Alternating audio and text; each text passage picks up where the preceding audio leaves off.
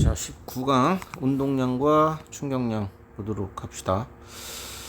자, 일단은 관성 얘기가 나왔네요. 관성 얘기가 물체가 현재의 운동 상태. 아이고, 왜 이래. 현재의 운동 상태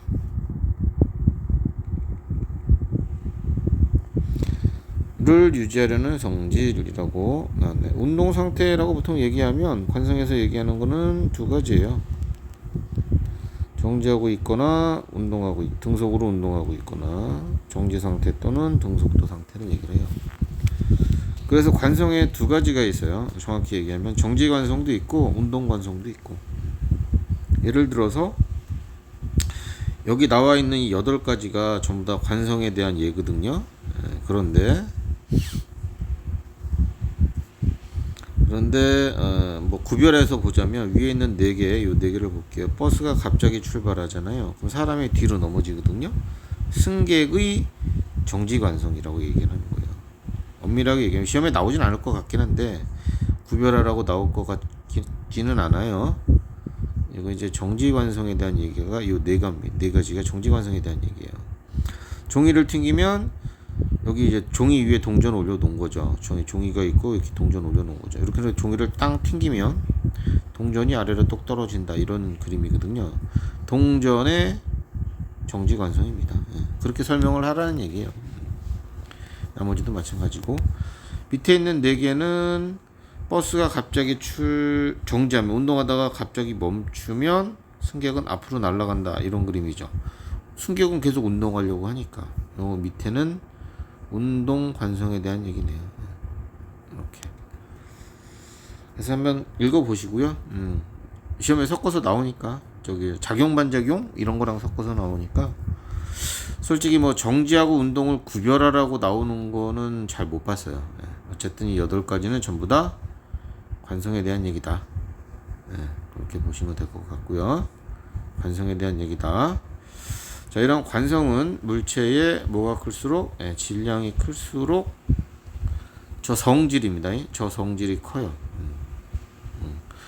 운동 상태를 유지하려는 성질이 크다, 이렇게 보시면 돼요. 그래서 버스와 뭐 택시가 있으면 둘이 뭐 동일한 속도로 가고 있을 때 버스가 멈추기 어렵습니다. 관성이 커서.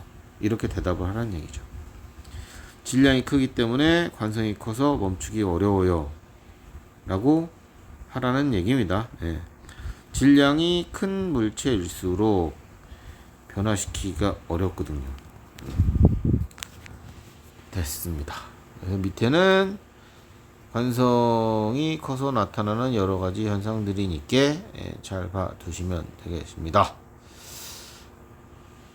자, 이러한 관성의 법칙을 뉴턴 아저씨가 정리를 했죠. 뉴턴의 제1법칙이라고 합니다. 자, 물체에 작용하는 알짜힘이 0이면, 물체에 아무런 힘이 작용하고 있지 않으면 물체의 운동 상태는 변하지 아니합니다. 정지한 물체는 계속 정지해 있고, 운동하던 물체는 등속, 직선 운동을 합니다. 변하질 않아요. 없으니까, 알짜힘이 없으니까 상태가 변하질 않습니다. 이걸 제1법칙이라고 정리를 해 놓으셨네요. 이건 뭐 갈릴레이의 사고 실험인데 뉴턴 이전에, 여기 마찰이 없는 상황에서 여기서 공을 놓으면요, 같은 높이가 될 때까지 얘가 올라와요. 이렇게 이 받침대가 이렇게 기울어져 있어도 같은 높이 될 때까지 쭉 올라옵니다. 근데 C의 경우는 높이가 높아지지 않죠. 영원히 그럼 이쪽으로 간다는 그런 얘기예요. C의 경우는 계속 등속 직선 운동을 할 겁니다. 영원히. 라고 갈릴레이 아저씨가 이런 사고 실험을 했었고요. 요런 힘이 작용하지 않으면 영원히 등속 직선 운동을 한다, 이런 내용을 따다가 여기 나와 있는 이런 관성이라고 이제 생각을 하게 됐다, 뉴턴 아저씨가. 그런 내용이고요. 그 다음에 이제 운동량과 충격량입니다. 운동량은 질량을 가진 물체가 운동을 할 때, 운동 에너지 말고요. 이렇게 질량을 가진 물체가 이렇게 빠르기를 가지고 운동할 때 그 운동의 크기를 얘기합니다. 운동량은 운동하는 물체의 운동 정도 또는 운동의 크기를 나타내는 물리량인데요. 질량과 속도를 그냥 곱하기 합니다. 운동량 P는 질량 곱하기 속도. 이때 속도입니다. 속력이 아니고 속도. 속도는 뭐가 들어가 있다고요? 방향이 들어가 있다고요. 방향 플러스 빠르기. 그래서 운동량은 방향이 있는 값이에요. 오른쪽 방향 플러스 방향이냐 마이너스 방향이냐 이걸 가지고 있어요. 얘는 지금 그림에 있는 놈은 플러스 쪽으로 가고 있으니까 플러스 mv의 운동량을 가지고 있는 거예요. 반대쪽으로 가면은 마이너스 mv고요. 방향을 적어 주셔야 됩니다. 자, 이 방향은 누구의 방향과 같습니까? 속도의 방향과 같다. 자, 운동량의 방향은 속도의 방향과 같다. 그 얘기고요. 운동량의 크기는 질량 곱하기 속도니까요. 질량이 클수록 그다음 속도의 크기가 클수록 당연히 크겠죠. 보시면 되고요. 그래서 이게 방향이 왜 중요하냐면 뭐 할 때 이제 중요하냐면 자 보자. 예를 들어서 뭐 2kg짜리 공이 이쪽 방향으로 10m/s. 우리가 방향을 오른쪽을 보통 플러스로 놔요. 왼쪽을 마이너스로 놓고요. 가다가 여기 벽에 부딪혀서 튕겨서 이렇게 나간 거예요. 5m/s. 자, 그러면 첫 번째가 충돌 전에 처음에 운동량은 얼마니? 처음 운동량은 얼마니 물어볼 수 있죠. 2 곱하기 10인데요. 오른쪽 방향이죠. 플러스 20이 되겠습니다. 그죠? 단위는 킬로그램 미터/s 그냥 쓰시면 되고요. 두 번째, 나중 운동량을 구하라라고 물어볼 수 있겠죠. 충돌하고 나서 질량이 2고 빠르기가 5니까 2 곱하기 5하면 10이죠. 근데 방향이 어디에요? 마이너스 방향이에요. 마이너스 10kg 미터/s. 이렇게 구할 수 있죠. 또 세 번째는 그러면 운동량의 변화량을 구해보시오 라고 물어볼 수 있어요. 변화량을 구해보자 이거죠. 변화량이 얼마예요? 처음에는 플러스 20이었고요. 나중에는 마이너스 10이네요. 나중 운동량에서 변화량은 처음 거를 빼는 거잖아요. 그죠? 마이너스 10에서 빼기 플러스 20이니까 자, 운동량의 변화량은 마이너스 30kg 미터/s 이렇게 되는 거죠. 운동량의 변화량의 크기 물어보시면 절대값으로 생각하시면 되고요. 자, 잘 봐두셔야 돼요. 요거 처음에 20 운동량이 그다음 나중에는 10 변화량이 얼마야? 그래서 10이요 이렇게 하면 안 돼요. 변화량은 30이네요. 처음에는 이쪽 플러스 20 나중에는 마이너스 10 그래서 변화량은 30 변화량의 크기는 30이다 이렇게 보시면 되겠습니다. 그래서 방향이 중요하다. 그 다음에 충격량은 뭐냐? 물체가 받는 충격의 정도를 나타내는 물리량인데 굴러가던 물체에 충격을 우리가 줄 수 있잖아요. 그래서 어떤 특정한 힘으로 물체를 칠 수가 있거든요. 힘을 가하면 뭔가 달라지잖아요. 근데 가는 시간도 영향을 미친단 말이에요. 그래서 충격량은 두 개의 곱으로 표현합니다. 힘과 시간의 곱으로서 표현합니다. 문자로는 I라고 합니다. 충격량 I는 F 곱하기 T인데요.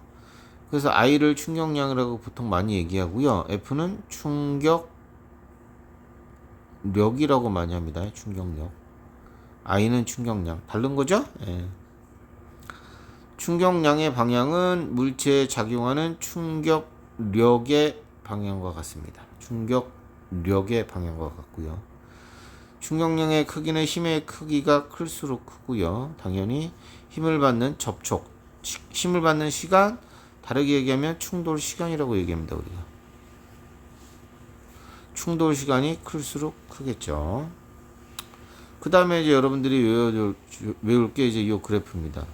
힘과 시간의 그래프에서 면적이 뭐다? 요 면적이 충격량이에요. 면적이 충격량. 이거 암기해 주시기 바랍니다. 힘과 시간의 그래프에서 면적은 충격량. 자, 힘과 시간의 그래프 아랫부분의 넓이는 힘과 시간을 곱한 거기 값이므로 충격량이다. 그래프가 어떻게 나오든지 관계없다. 뭐 이렇게 예를 들어서 F하고 T 그래프가 뭐 이런 식으로 나왔다고 할게요. 그러면 여기까지 충격량을 구하세요. 그러면 이 면적을 다 구해주시면 돼요. 자, 면적을 구해주시면 된다. 자, 이 충격량과 운동량, 충격량의 단위도 뭐 따로 있지는 않습니다. 힘의 단위 뉴턴, 시간의 단위 세크로 그냥 나열해서 붙여서 쓰네요. 자, 그렇게 단위도 기억하시고, 충격량과 운동량의 관계가 제일 중요합니다. 서로 충돌을 하게 되면 물체가 받은 충격량은 운동량의 변화량과 같다라고 지금 되어 있는데요. 자, 질량 M이라는 물체가 V로 가고 있어. 근데 여기에 우리가 충격을 가하게 되면 더 빨라질 수 있죠. 같은 방향으로 가면 더 빨라질 거고, 반대 방향으로 가면 느려지겠죠. 이 변화가 생기잖아요. 변화. 이런 변화가 생긴다고요. 왜 생겨? 내가 여기다가 이렇게 힘과 시간에 충격량을 가했기 때문에 변화가 일어난 거야. 그래서 충격량은 운동량의 변화량과 같습니다. 충격량이 뭐였죠? F 곱하기 T였죠. 자, F 곱하기 T라는 충격량은 운동량의 변화량, 질량 곱하기 속도의 변화량, 이거하고 같다. 같은 공식이다. 그래서 이걸로 문제를 많이 푼다. 잘 외워두셔라. 아까 했던 거 있죠. 2kg짜리 공이 10으로 날아가서 벽에 부딪혀서 튕겨져 나왔네요. 5m/s로. 이럴 때 물어본다니까요. 벽이 공에 가한 충격량의 크기는 뭐 이런 거 물어봐요. 그럼 충격량이니까 공부했으면은 F 곱하기 T로 구해야 되겠구나라고 알잖아요. 충격량은 F 곱하기 T야. 근데 이 그림에 F도 안 나오고 T도 안 나왔어. 그러면 질량 곱하기 속도 변화, 운동량의 변화로 문제를 풀라는 얘기구나. 질량은 2kg이고, 그지? 그 다음에 운동량의 속도의 변화량이 얼마냐? 오른쪽으로 10, 왼쪽으로 5야. 방향이 달라졌죠? 10하고 5라고. 오른쪽으로 10 플러스 10 충돌하고 왼쪽 방향 마이너스 5. 자, 이 변화량이 얼마야? 총 15가 되겠죠. 15. 변화량의 크기가, 그죠? 15 m/s. 그래서 충격량은 30kg m/s 또는 뉴턴 세크. 단위가 같아요. 충격량의 단위 뉴턴 세크나 kg m/s나 똑같아요. 단위가. 자, 그래서 30이라고 답을 해 주셔야 됩니다. 운동량의 변화량이 바로 30이죠. 이렇게 해서 자, 충돌할 때 어쨌든 요식 많이 쓰니까요. 여기 뒤에 문제 풀기가 이제 만만치 않으면 풀어보시다가 필요하면 카톡으로 질문하시기 바랍니다. 네, 여기까지고요. 잘 문제 좀 풀어주시기 바랍니다. 좀 꽤 되네요, 문제가. 자, 수고하셨습니다.